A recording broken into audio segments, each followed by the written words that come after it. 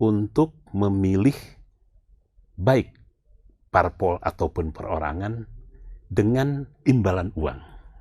Perampasan hak rakyat dibeli dengan uang. Betul. Bahwa politik uang ini seakan-akan sudah menggurita.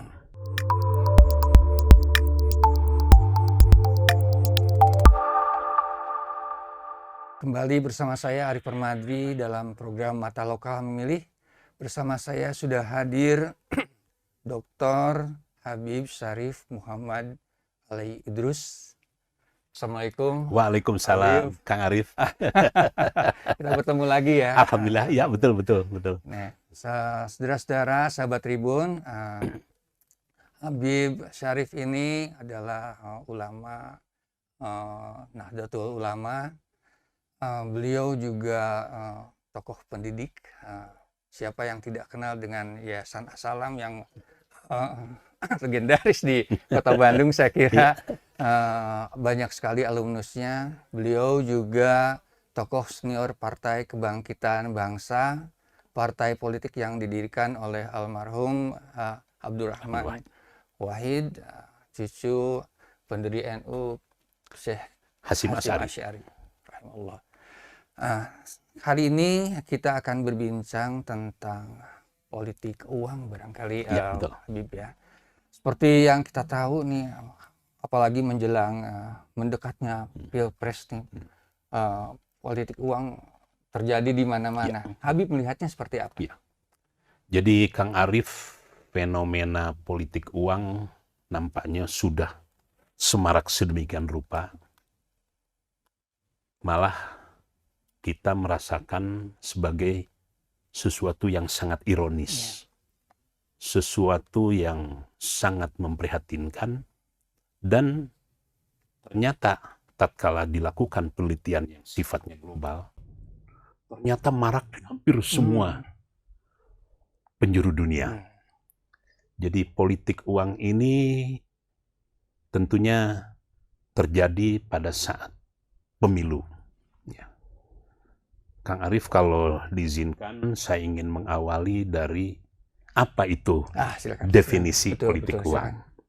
Jadi secara sederhana saja, misalnya ada salah seorang ilmuwan Amerika, saya kira buku-bukunya banyak dikutip oleh para ahli yang bergerak di bidang politik yang bernama Jeffrey A. Winter. Dia mengatakan bahwa politik uang adalah tindakan politik memobilisir pemilih untuk memilih baik parpol ataupun perorangan dengan imbalan uang. Jadi menggunakan pertama tindakan politik karena memang ini dalam domain politik. Kemudian memobilisir. Karena mayoritas pemilih di Indonesia ini masih dalam taraf mobilisasi, belum meningkat ke arah partisipasi, akhirnya dimobilisir untuk menjatuhkan pilihan kepada parpol atau orang tertentu dengan imbalan uang. Nah, ini mungkin Kang Arif penekanannya di imbalan uang ini. Betul. Di imbalan uang ini. Nah, kenapa ini ironis? Kenapa ini memprihatinkan? Karena dampak dari politik uang, Masya Allah, jadi sangat luar biasa. Sementara tingkat kesadaran masyarakat masih sangat rendah. Ya. Jadi akibat politik uang akan terjadi proses degradasi yang namanya demokrasi. Di dalamnya ada satu aspek yang namanya perampasan hak rakyat dibeli dengan uang. Ya. Padahal di alam demokrasi dari rakyat, oleh rakyat, untuk rakyat, murni. Pilihan betul-betul melalui sebuah proses akal sehat. Tapi ini tidak, seakan-akan dibutakan. Ya. Jadi kerugiannya ini jangka panjang. Kerugian bagi yang bersangkutan, karena otomatis yang akan dipilih ini mungkin agak sedikit diragukan baik integritasnya maupun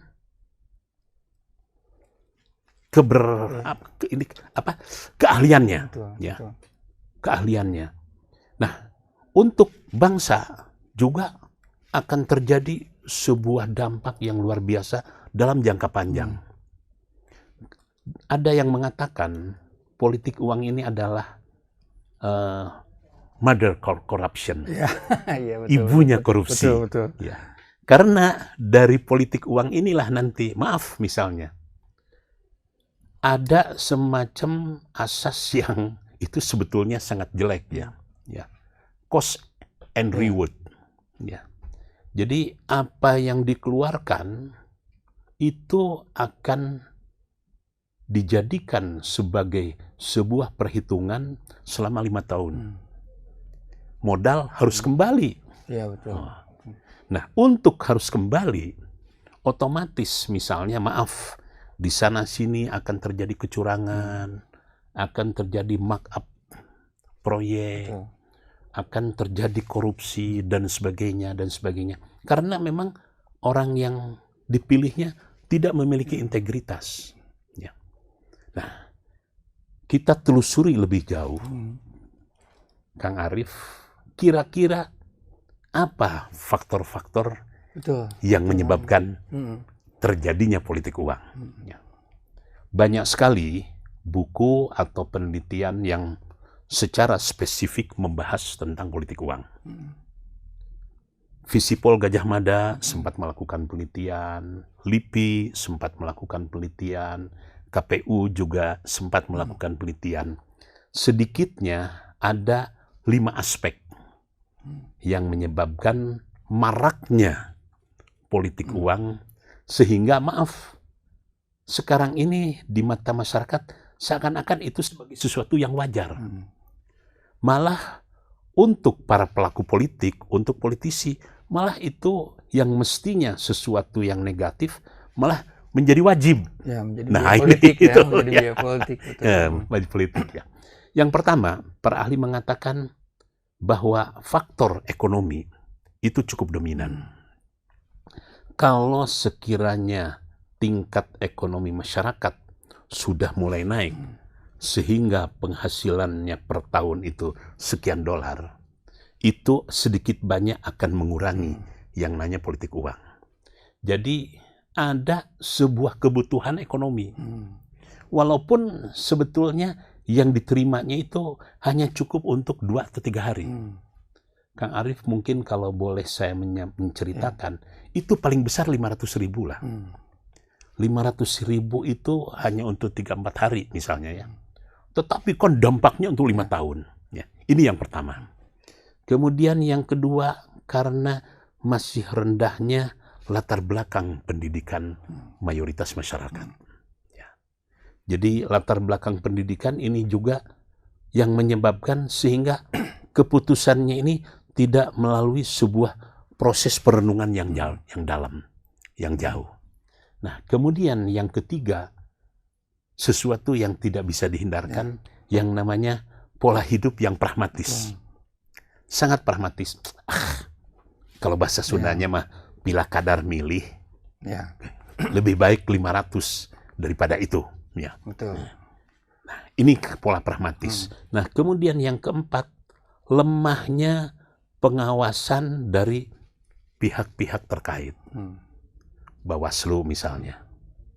Dan memang yang namanya politik uang ini, orang sudah paham semuanya. Orang tahu, sudah bukan menjadi rahasia umum lagi, tetapi sulit untuk dideteksi. Ya. Sulit untuk dikejar. Sulit untuk walaupun sementara ini jargon-jargon hajar serangan fajar, hindari politik uang, basmi politik uang, tetapi itu semua tidak berakibat banyak, ya. Dan mungkin yang terakhir, ini karena hukum yang ada ternyata tidak punya taring, tidak punya makna. Contoh misalnya untuk politik uang ini, masyarakat mengenal Undang-Undang Nomor 7 tahun 2017. Masuk dalam kategori pidana. Apabila politik uang dilakukan pada masa kampanye, maka yang bersangkutan bisa dihukum 2 tahun dan harus mengeluarkan denda 24 juta.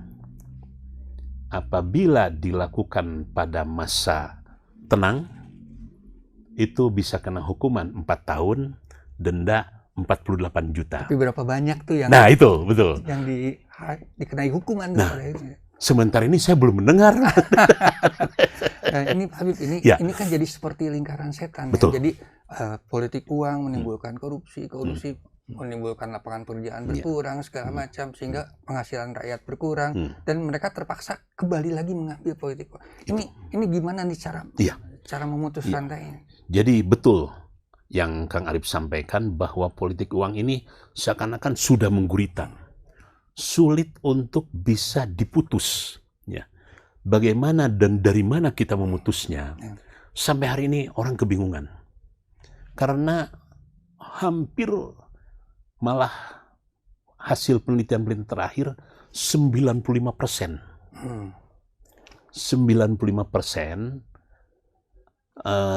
kandidat yang terpilih itu akan terlibat dalam politik uang. Ya. Ini kan angka yang sangat tinggi. Ya. Artinya para ahli mengatakan bahwa yang betul-betul murni itu hanya 10%. Jadi kita berharap adanya pemilih-pemilih yang cerdas. Nah ini, pemilih-pemilih yang cerdas ya.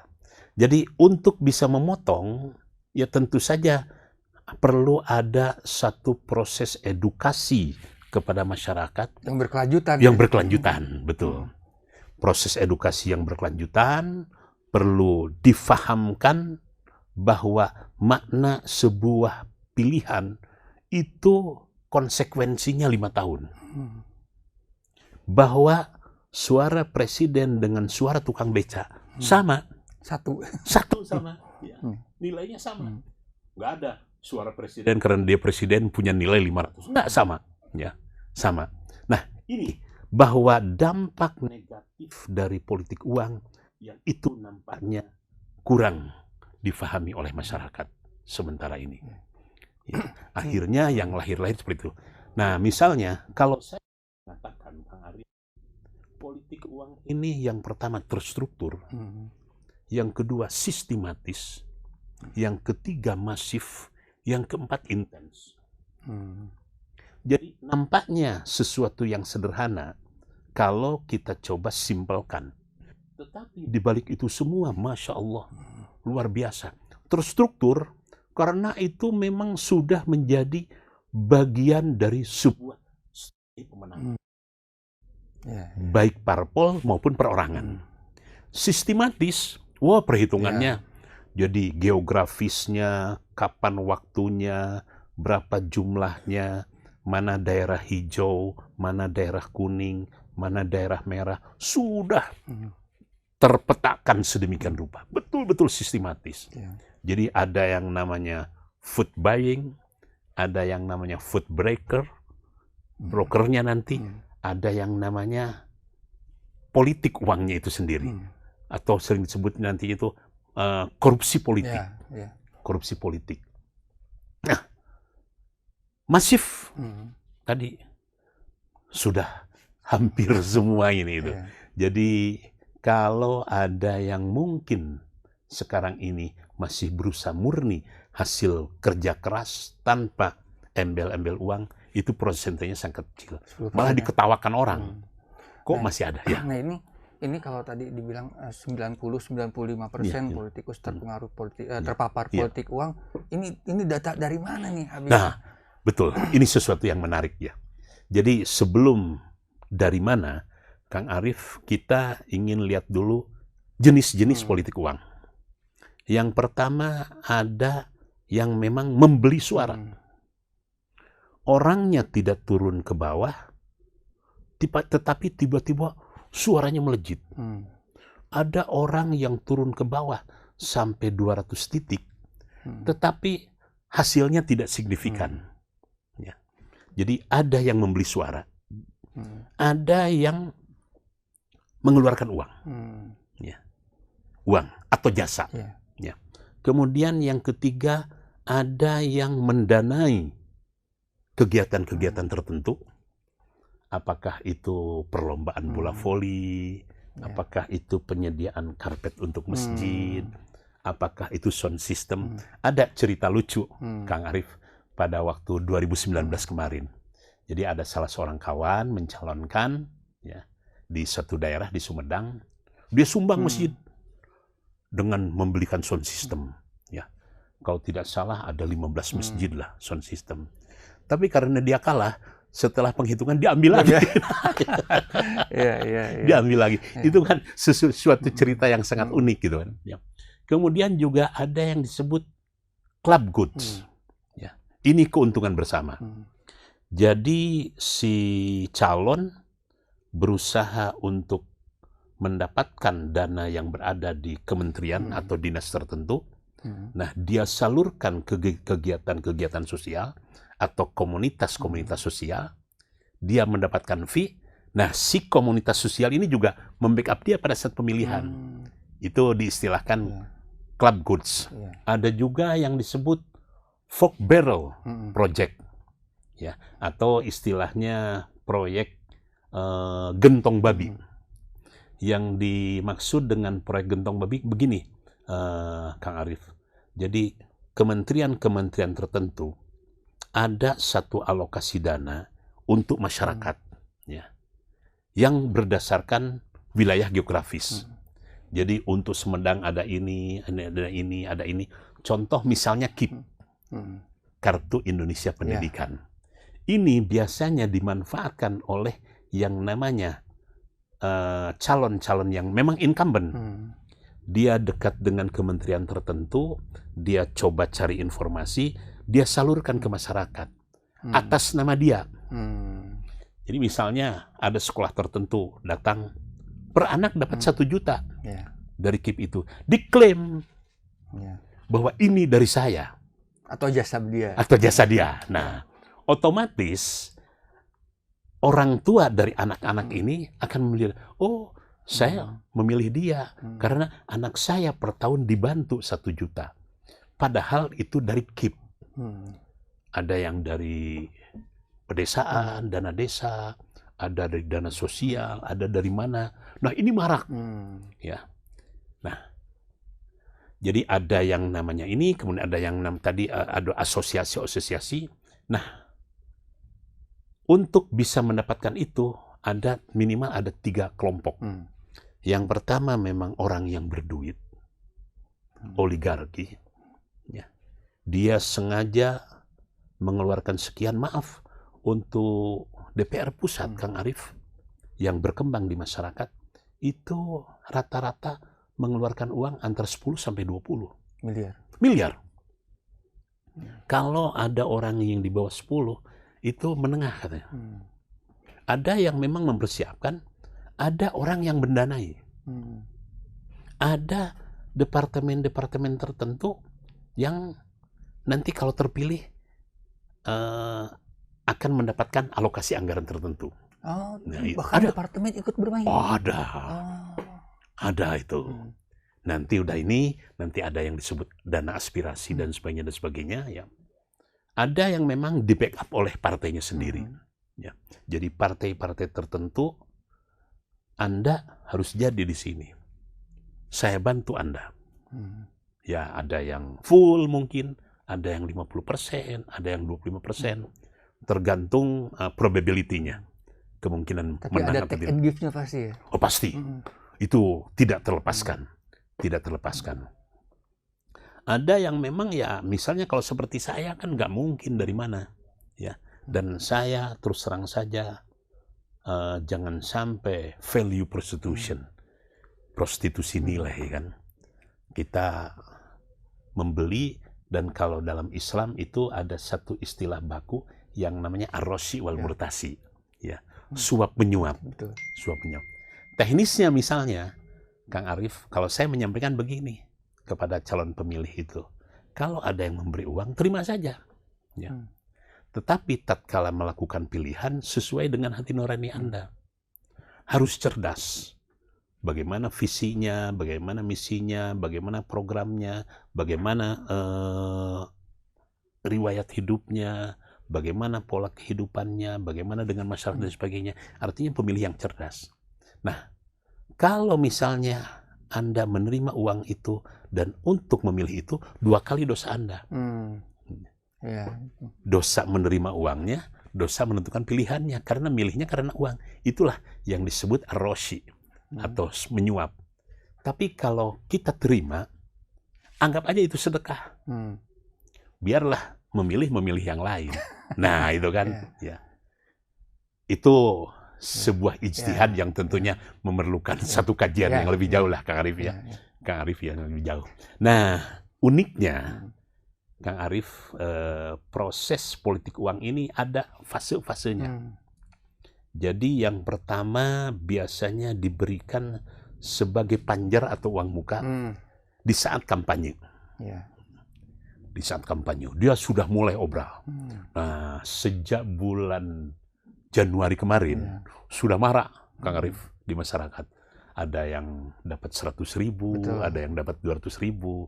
Jangan heran kalau seorang itu karena dapat dari 5 calon berbagai partai, dia bisa mendapatkan 1 juta. Itu di masa sosialisasi. Ya. Tahap yang kedua itu di masa tenang. Masa tenang. Nah, masa tenang ini jumlah uang yang akan diberikan mulai naik. Karena harus mulai mengikat. Ya. Jadi sudah ada maharnya. Dan yang ketiga ini yang paling mengerikan, yang sulit untuk dideteksi, yang disebut serangan fajar. Kalau tidak sempat serangan fajar, ada satu istilah baru, Kang Ari, serangan duha. Iya. Jadi pada saat berlangsung, dan itu dimonitor, dideteksi sedemikian rupa. Sepertinya sebelum warga berangkat ke TPS dicegatin.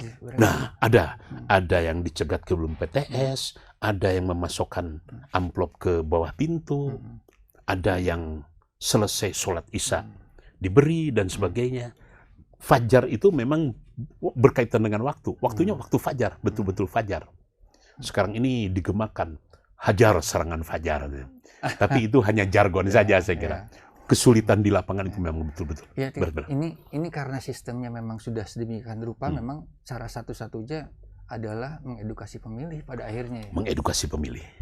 Yang pertama mengedukasi pemilih, yang kedua pemerintah atau Bawaslu harus punya sistem bagaimana agar supaya undang-undang itu betul-betul bisa diterapkan. Sekarang kan yang paling sulit itu mencari bukti. Itu yang paling sulit. Mana buktinya? Mana buktinya? Padahal alat bukti itu sebetulnya bisa diperoleh. Kalau misalnya, maaflah, kita tanya saja beberapa orang, Bu, sudah dapat berapa? Oh, saya ini. Saya contohnya misalnya Kang Arief. Saya sekarang ini tidak boleh masuk untuk berceramah saya.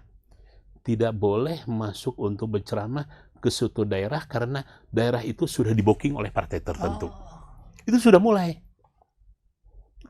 Saya kan menawarkan diri, saya ingin ceramah gini. Saya tawarkan, saya punya jamaah, bisa nggak? Saya minta tempat, minta waktu untuk ini. Apa jawabannya? Aduh maaf, ini sudah di-booking oleh partai tertentu. Ya. Nah, makna booking tidak semata-mata booking, Kang Arief. Itu pasti ada sesuatu. Pasti ada sesuatu. Artinya sudah di-booking duluan. Ya. Sudah di-booking duluan. Jadi misalnya ada yang berani begini, Arief. Saya siapkan orang sekian ini. Kalau Bapak mau membiayai program ziarah, saya siapkan 10 bis, per bisnya supaya efisien 60. 60 kali 10 bis 600. Per orang biayanya 250.000. 600 kali 250.000 itu kan sekitar 150 juta. Ya. Ini dijamin, Pak. Dijamin pilih Bapak. Ya.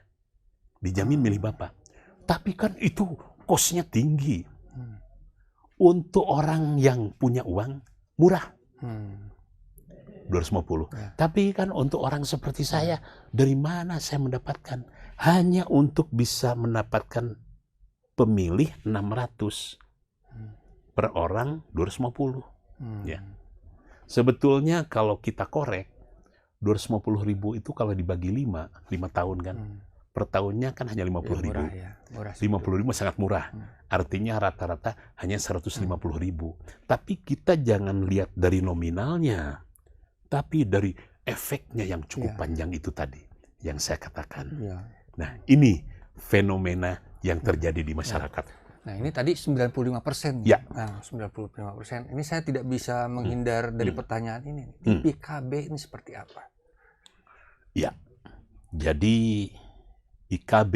Di PKB ya? Di PKB seperti apa? Di PKB. Jadi di PKB pun sesuatu yang tidak terhindarkan. Artinya kalau orang-orang yang memang tidak punya posisi sebagai ajengan, kiai atau ulama, itu terpaksa harus bisa bermain juga program. Paparan itu ada ya? Dan Ada. deras barangkali. Ya hanya mungkin tingkat yang diberikannya sangat rendah. Contoh misalnya bantuan-bantuan sembako. Ya. Bantuan sembako misalnya satu paketnya itu 100.000. Isi beras, minyak, kemudian gula, dan sebagainya, itu kan. Nah, kalau nggak demikian, bayangkan Kang Arief, saya sendiri sering ditanya, selesai ceramah, mana uangnya? Oh, seperti itu. Sampai seperti itu. Kalau tidak dalam konteks kampanye, maaf, saya ini diberi amplop.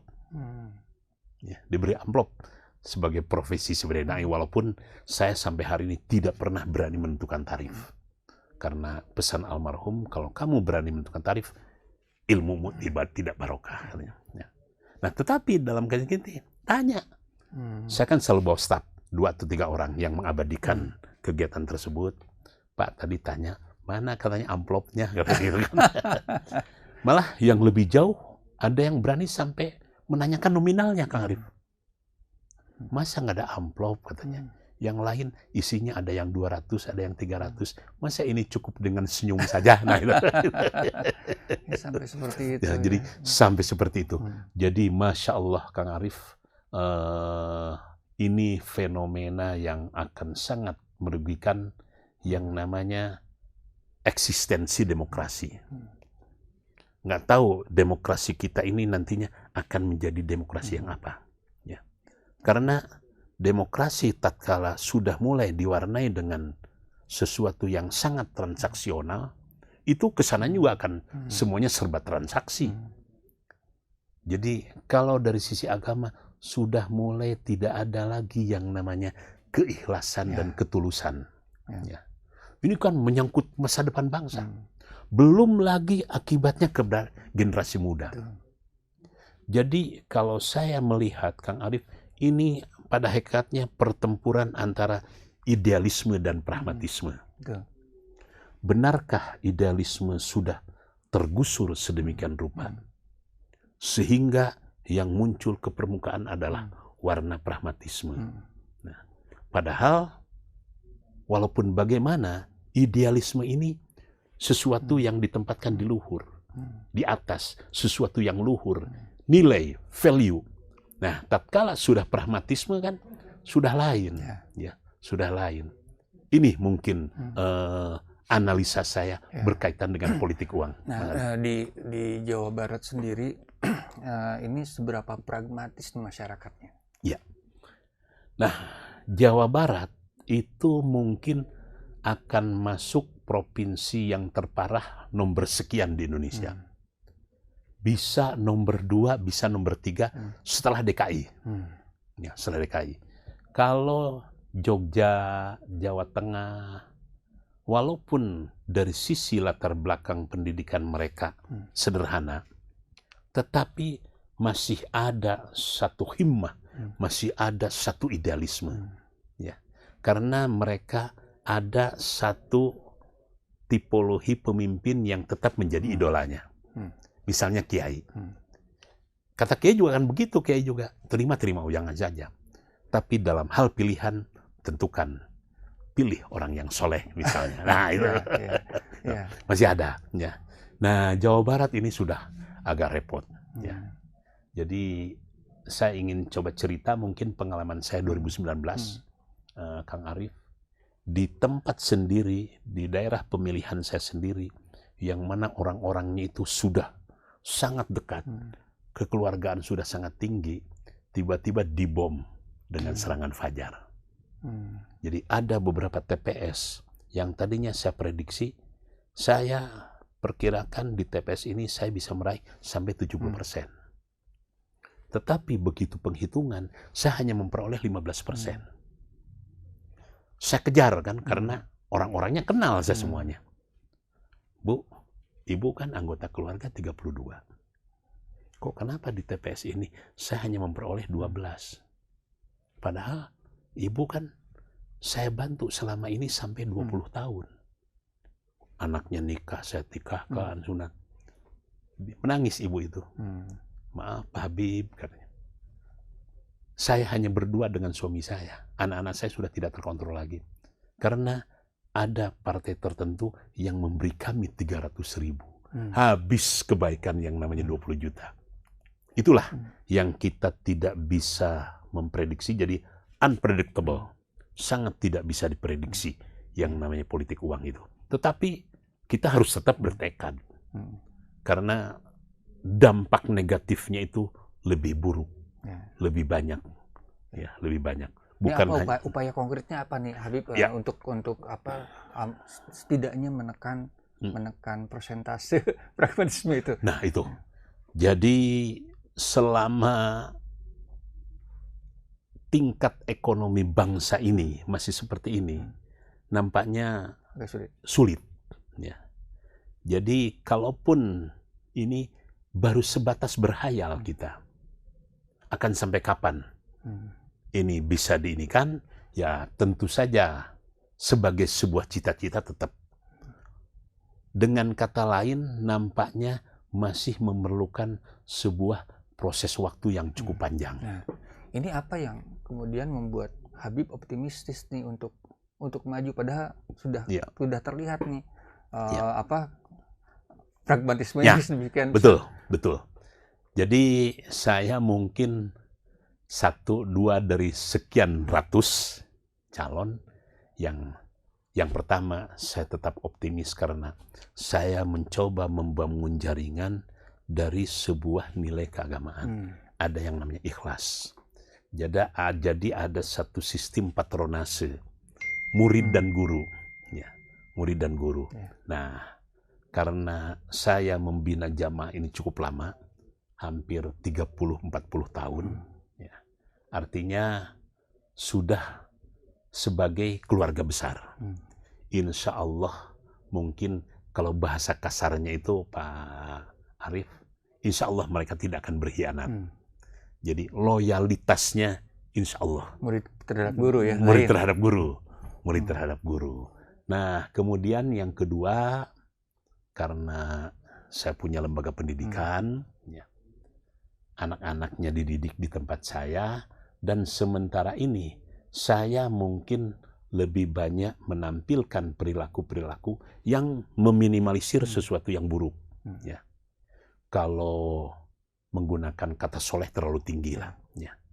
Ya sedikit banyak track record saya ini bisa dicontoh lah. Ya. Jadi tidak ada track record yang terkait dengan hal-hal yang negatif lah. Ya. Nah kemudian yang ketiga, konsekuensinya saya harus banyak turun. Ya. Jadi Kang Arief, hampir 4 bulan ini saya sudah turun hampir ke kurang lebih 180 titik. Ya. Sehari bisa 3, bisa 4. Ya. Nah, itu saya coba atur. Jadi kalau satu kecamatan misalnya ada 6 kelurahan, nah saya coba kelurahan ini 2 tempat saya representasi. Saya tidak tahu hasilnya. Ya. 14, 19 saya berhasil. Ya. Tetapi 19, 24 kemarin saya gagal karena politik uang sangat deras sekali. Jadi dan yang terakhir tentunya Allah yang mau menentukan. Kalau misalnya Allah mengendaki jadi saya kira siapapun bisa jadi. Jadi contohnya kemarin DPD, Arif, itu kan DPD itu membutuhkan suara yang lebih banyak dari Dewan. Hanya kebetulan fotonya seperti menunjukkan orang yang soleh, kemudian nomornya nomor 1, jadi dia. Saya tanya, Anda habis berapa? Aduh malu Bib, mungkin Habib nggak akan percaya. Lu berapa katanya? Saya hanya habis 40 juta. Dia bisa jadi DPD, hanya 40 juta. Sementara yang lain-lain minimal 3M. Minimal 3M. Nah ini, gitu. Nah, di internal PKB sendiri Habib, trennya tuh seperti apa tuh? Terkait politik uang? Apakah mayoritas sudah terpapar atau di PKB itu masih separuh-separuh atau masih sedikit?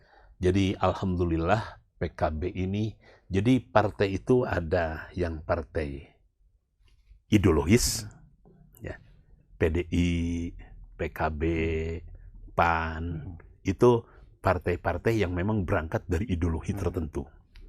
Ada partai yang memang ya pragmatis, ada partai yang mungkin sekuler, ada partai yang memang mungkin tidak jelas. Rata-rata partai Islam itu ideologis, PAN, PKS, Tetapi untuk bisa menjamin suara, sulit untuk bisa keluar dari yang namanya politik uang. Nah, alhamdulillah PKB itu kebanyakan jamaahnya masih loyal atau istilahnya sami'na wa ta'na. Kalau politikusnya? Nah, politikus ini banyak meminta tolong kepada kiai. Itu. Jadi jasa kiai. Pak Kiai, saya ini ya sebetulnya masih nama, nggak tahu itu. Tapi kiai itu dengan bijak, ya Bib, saya tidak menilai itu sebagai politik uang, tetapi itu sebagai kebaikan. Misalnya dia memberi sarung untuk santri-santrinya. Nah, atau dia memberi sesuatu di masjidnya itu dibelikan sound system segala macam. Nah, dari kiai ini dapat 10.000 suara. Jadi kalau kiai di NU atau PKB asal mau sowan aja, mau silaturahmi, itu ada jaminan. Ada jaminan. Jadi ada nggak namanya dalam tanda kutip politik uang yang dibolehkan nih? Ini kan seperti dari kirim sarung, kirim itu kan sepertinya termasuk yang dibolehkan. Jadi dari klasifikasi politik uang tadi, ada yang memang saklek bahwa itu masuk politik uang dan arosi wal murtasi.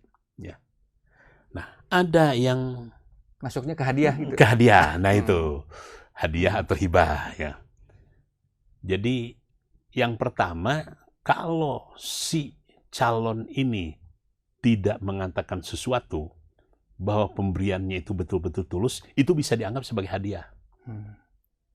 Tapi kalau ada kata-kata, ini lumayan Pak Kiai, tapi saya mohon suara 20.000 dari ini, 20.000 suara. Itu masuk suhab katanya itu. Nah, oleh karena itu, tapi biasanya kalau dalam bahasa Sundanya, Kang Arif, para kiai itu surti. Maksudnya surti walaupun tidak dikatakan, orang ini bahwa dia itu caleg, membutuhkan dukungan suara. Dan tulusnya, ikhlasnya kiai itu selalu husnudzon kepada siapapun. Nah, karena husnudzon akhirnya semua didukung.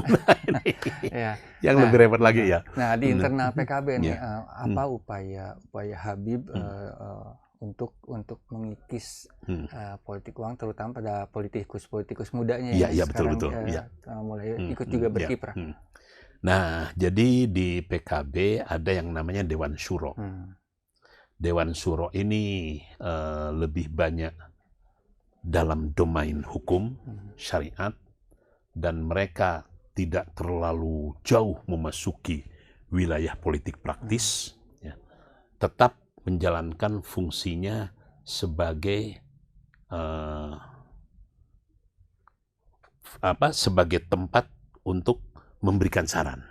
Satu posisi terhormat untuk bisa selalu memberikan saran, untuk selalu bisa mengawasi.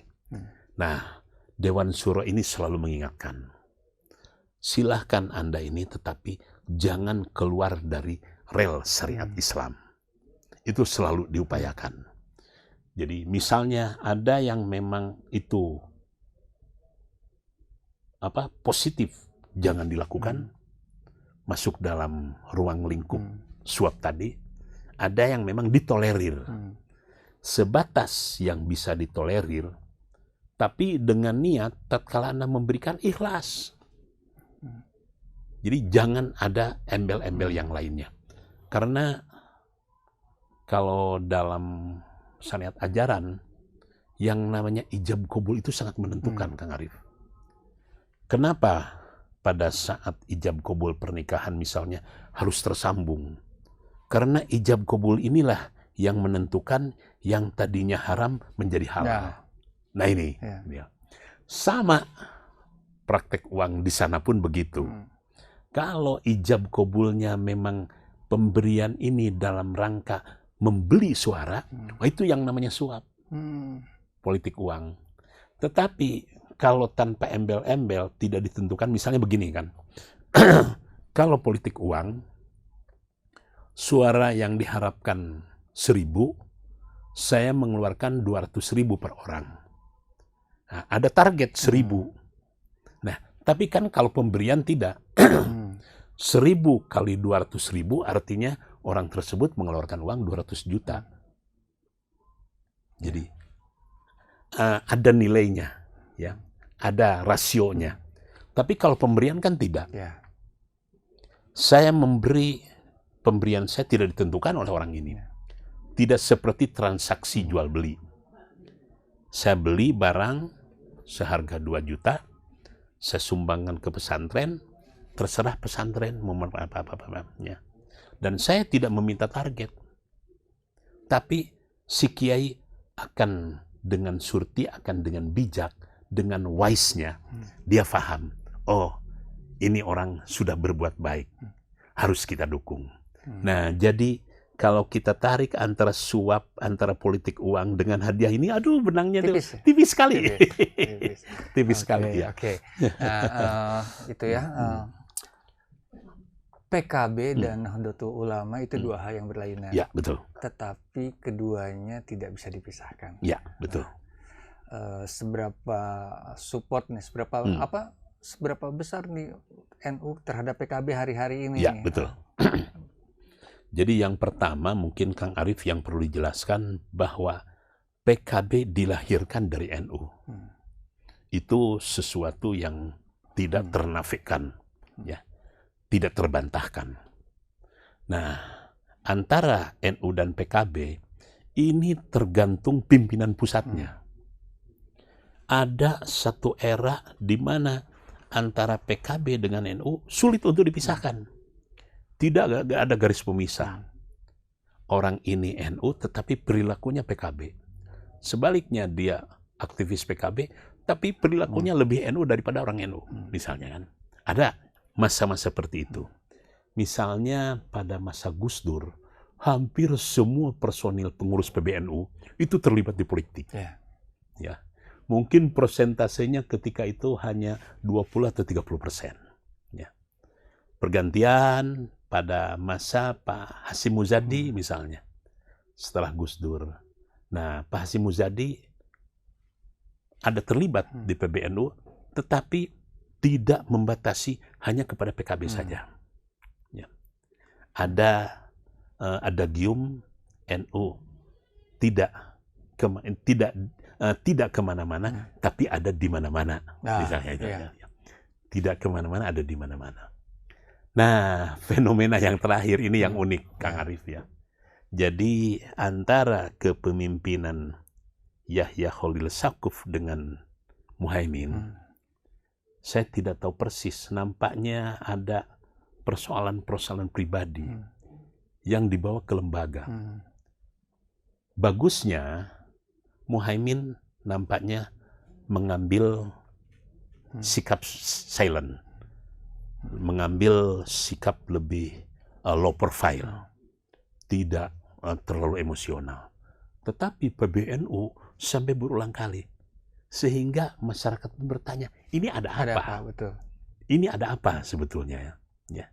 Padahal di lapangan itu sulit kita memisahkan, ya, sulit memisahkan. Jadi indikatornya begini, Pak Kang Arief. Kenapa sampai hari ini semua koalisi berharap untuk cawapresnya dari NU? Ya. Karena memang suara dari NU, terutama Jawa Tengah dan Jawa Timur PKB nomor 1, Jawa Tengah PKB nomor 2, ini sedikit banyak akan menyumbangkan suara nasional sekian persen. Sehingga kalau seorang kandidat bisa mendapatkan dukungan dari 2 provinsi selain Jawa Barat, yang terbesar Jawa Barat ini, ya. Tetapi Jawa Barat kan habis itu kan, dibagi oleh 4 atau 5 partai besar. Akhirnya berharap di sini.